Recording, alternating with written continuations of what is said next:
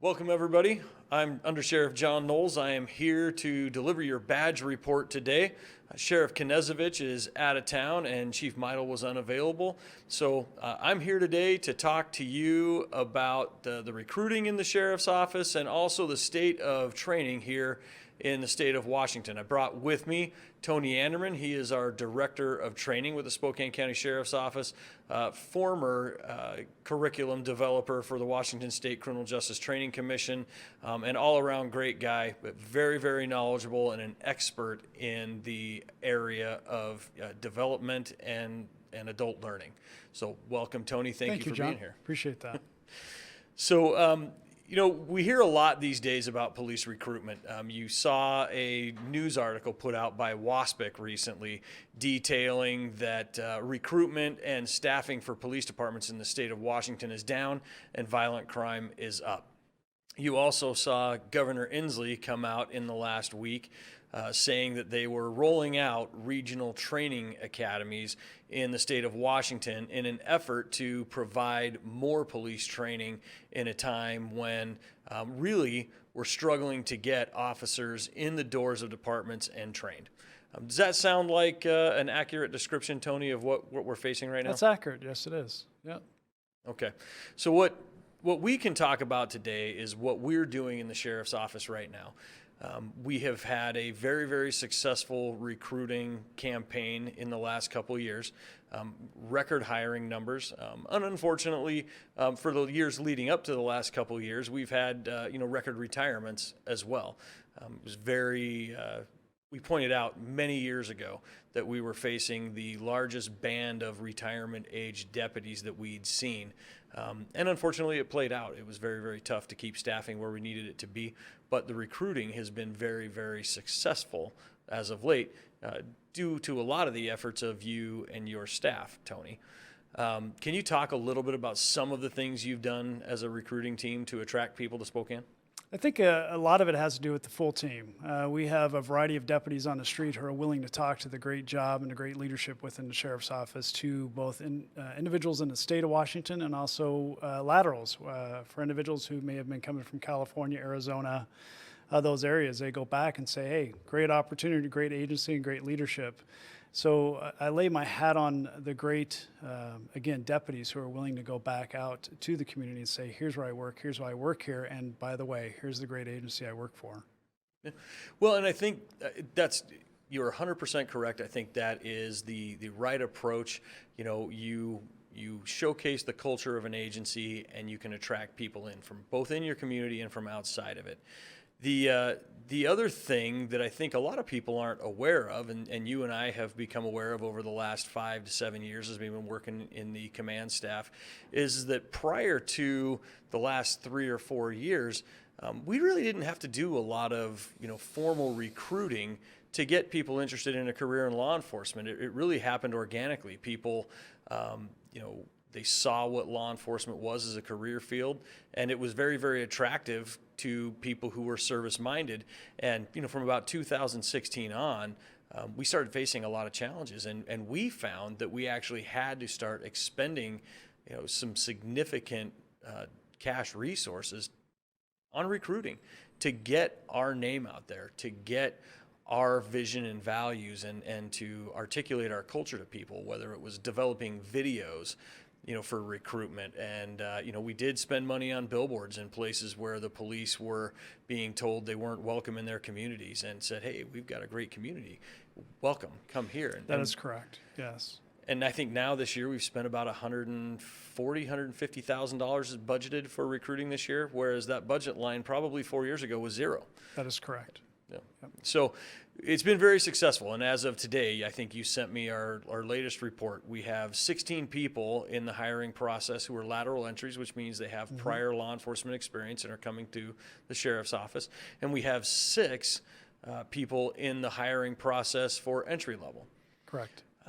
Really, really good numbers. We've hired a lot of people this year. We just commissioned 3 new deputies yesterday, 1 lateral officer, 1 lateral deputy from the Washington State Patrol, and then 2 new hires.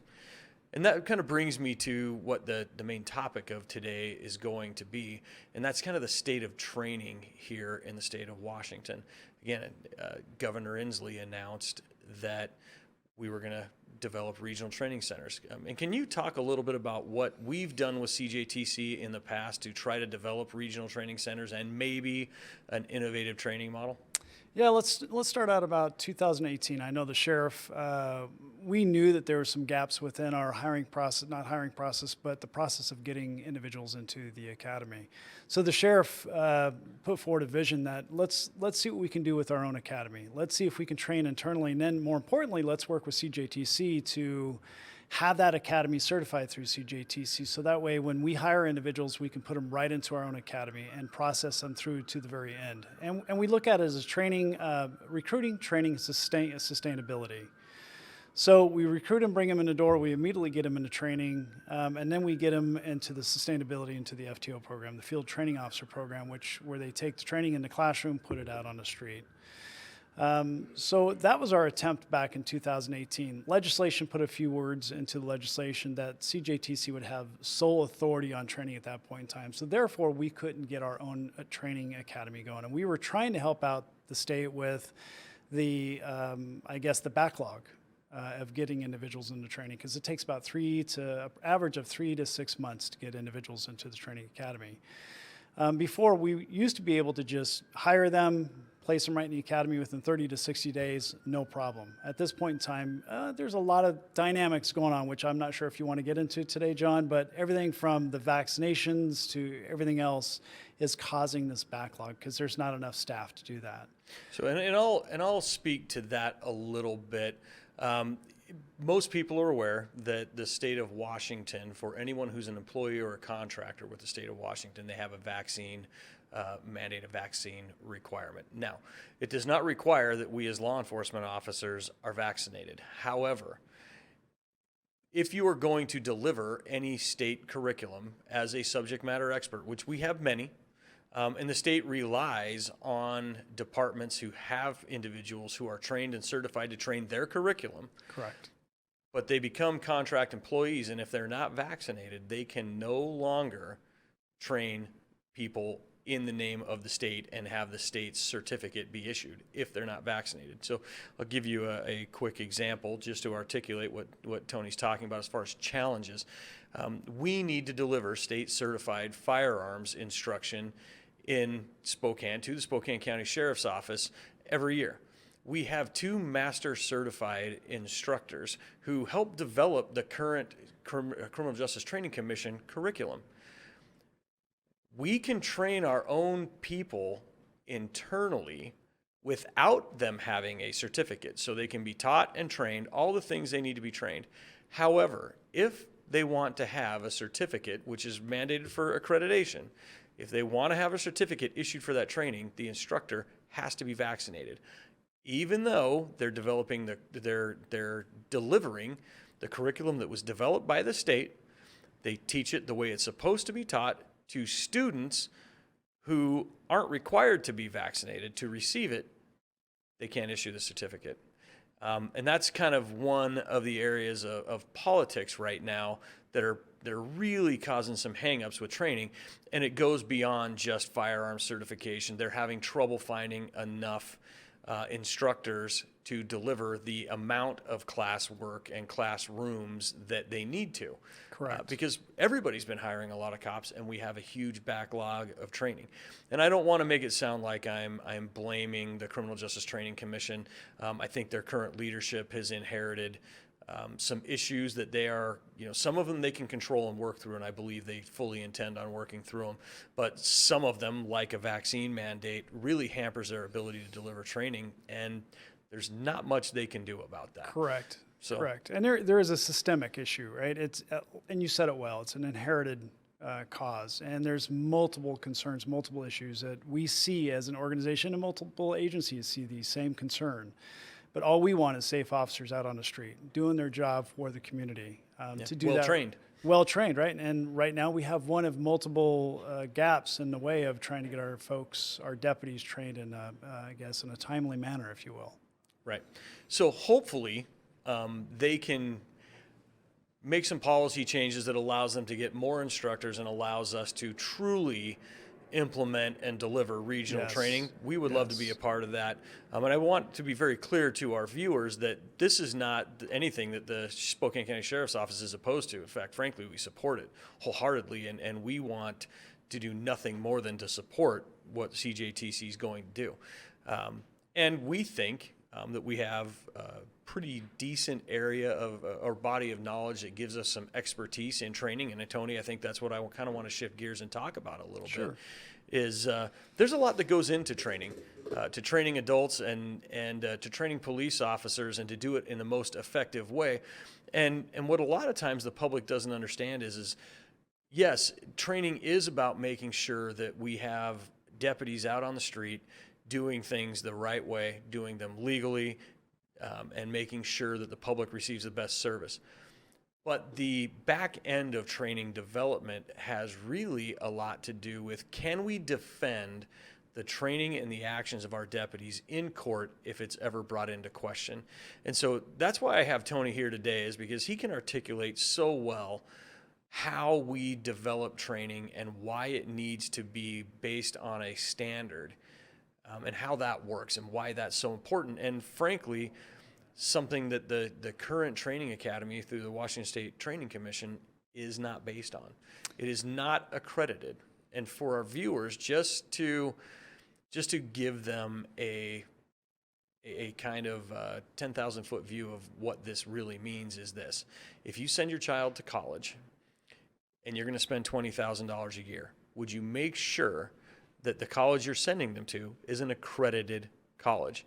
The answer is yes, because if it's not accredited, that diploma that you've now paid potentially $80,000 for is worthless in the outside world, because they know that that diploma isn't based on any provable knowledge base.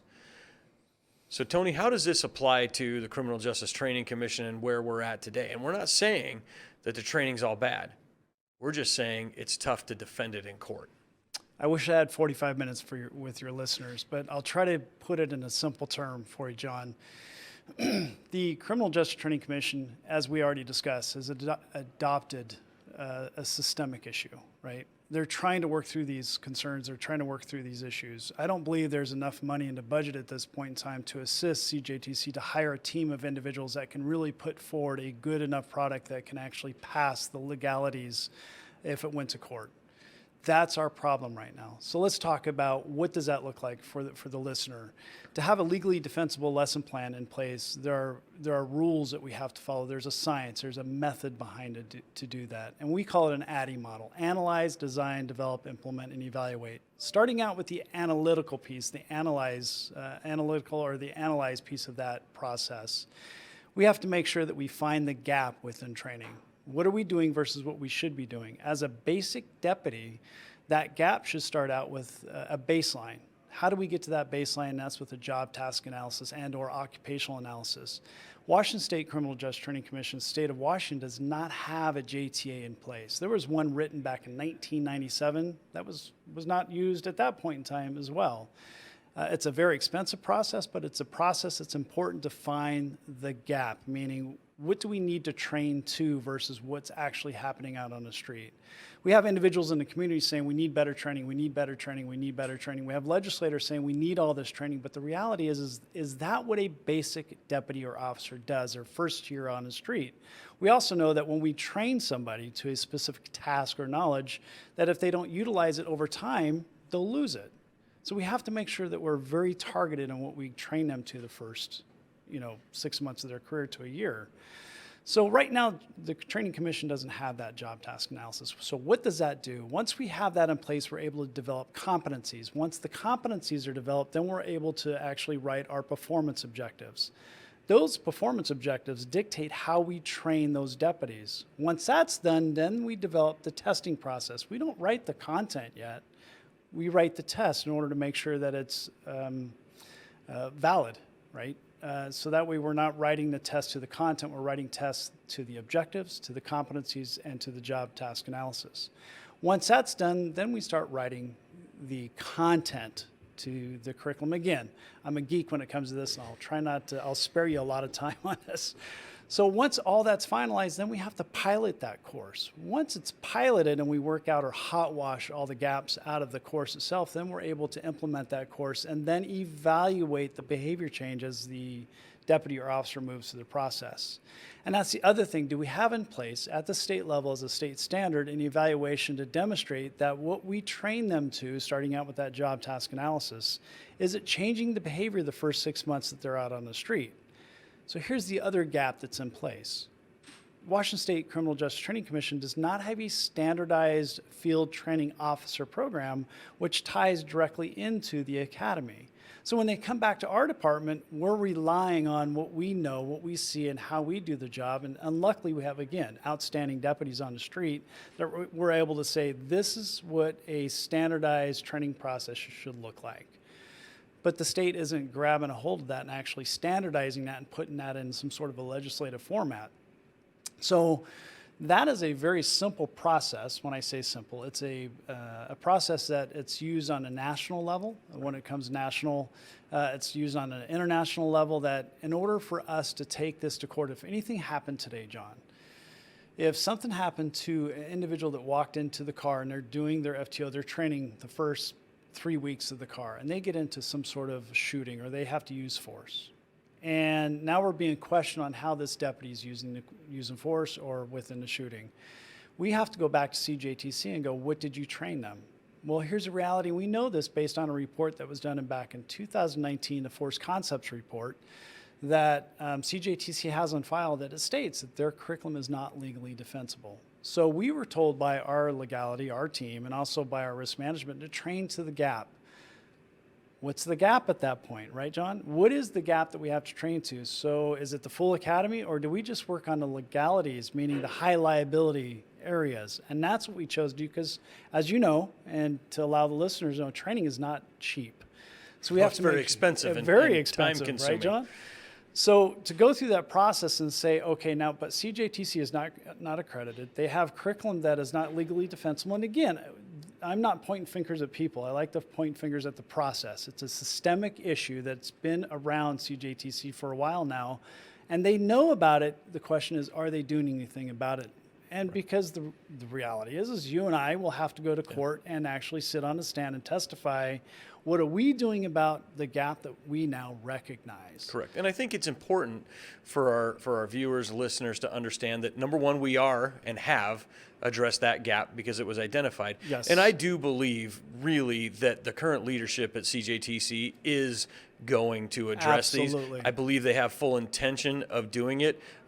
It is not something that they're going to be able to accomplish overnight. That is correct. That's, so I want to be very clear. I do think that CJTC is trying to do the right thing. I think they do know where the issues are now, and they are going to fix them. But can you talk a little bit about what we've done as far as bridging those gaps, filling those gaps when we realized what our liability was? Awesome question. I know that the Sheriff's Department immediately said, here's what we need to do. And right off the bat, when we talk about liabilities, we looked at firearms, defensive tactics, EVOC.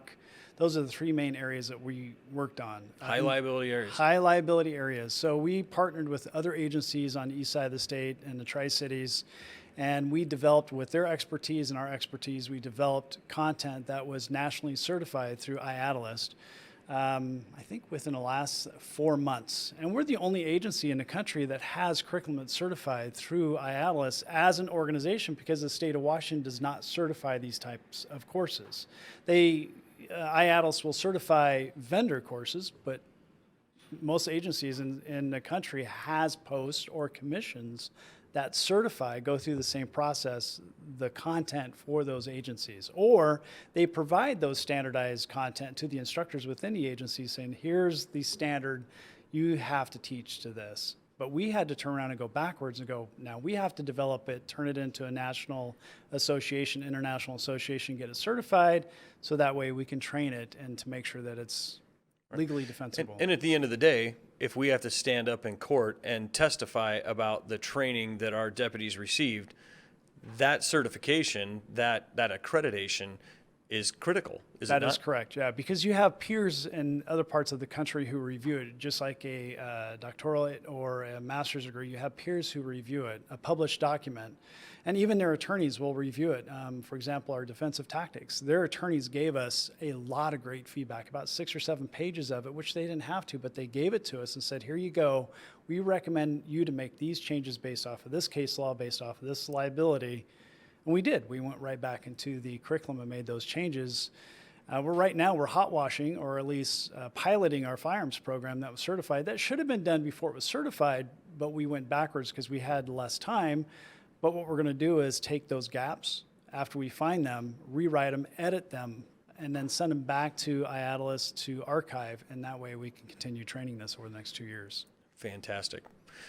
So, and I think that's critical for the citizens of Spokane County to know, what challenges we're facing where law enforcement training is concerned. It isn't, hey, we send you to an academy to 18 months and then, we do train our deputies at a higher level than is required by the state. I think the state requires 24 hours of in-service training a month. Correct. Under various topics. Last year we delivered 50 or more in our in-service training, which is fantastic, but it is incredibly expensive. With resources and manpower being as tight as they are, it has been a Herculean effort by many of our deputies who are subject matter experts in firearms, defensive tactics, reality-based training, all of these things that it takes to put quality deputies out on the street to keep our community safe, right? And I think the citizens of Spokane County deserve that kind of training and that kind of insight into what we have to do to not only deliver the best trained deputies, but also to be able to defend their actions in court. And we have to from time to time. Absolutely. It saves the county taxpayer money, and we get a better product out on the street. And it is to no small it's no small effort, and due to the large effort on the part of you and your training division. So I want to thank you for that. Thank you for explaining to us, how training is developed. You did a pretty good job in the short amount of time we had. And, if people have any questions, any of our viewers have any more questions about this, feel free to reach out to us and we can talk more in depth about what this requires. Now, there's going to be people who, deliver training in the private sector who will understand everything you Absolutely. just talked about. This is not a concept. These are not processes that are unique to law enforcement. It is broadly used in training and training development around the world. I think as you articulated. So, we aren't reinventing the wheel. We're just adhering to things that are industry accepted best practices. That is correct. Does that sound accurate? Yes. Perfect. Yes. Well, Tony, thank you. And then for our listeners, I'm John Nowels. I'm the undersheriff here in Spokane, filling in for Sheriff Knezovich and Chief Meidel, who were both busy and unavailable today. And I appreciate you watching and listening. Thank you. It's a pleasure. Thank you.